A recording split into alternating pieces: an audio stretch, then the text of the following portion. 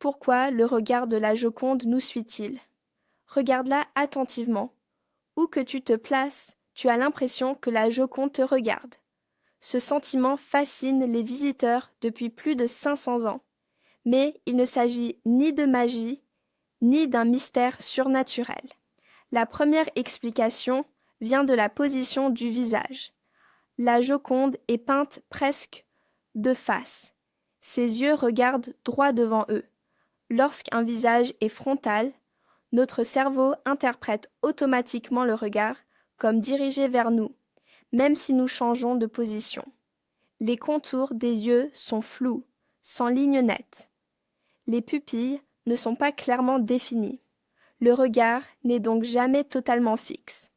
Notre cerveau tente alors de le stabiliser, ce qui crée l'illusion qu'il nous suit. La lumière joue également un rôle essentiel. De subtiles ombres entourent les paupières et les coins des yeux.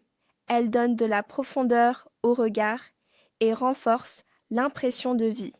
Mais le facteur le plus important se trouve dans notre esprit. Le cerveau humain est programmé pour repérer les visages et, surtout, les regards. Un regard ambigu est souvent interprété comme un regard dirigé vers nous. C'est un réflexe ancien lié à la survie et aux relations sociales. Léonard de Vinci maîtrisait l'anatomie, l'optique et la psychologie humaine. Il n'a pas simplement peint un portrait, il a créé une illusion perceptive. La Joconde ne te regarde pas réellement, mais ton cerveau, lui, n'arrête jamais de l'interpréter. Et c'est sans doute pour cela que depuis 5 siècles, son regard continue de nous captiver.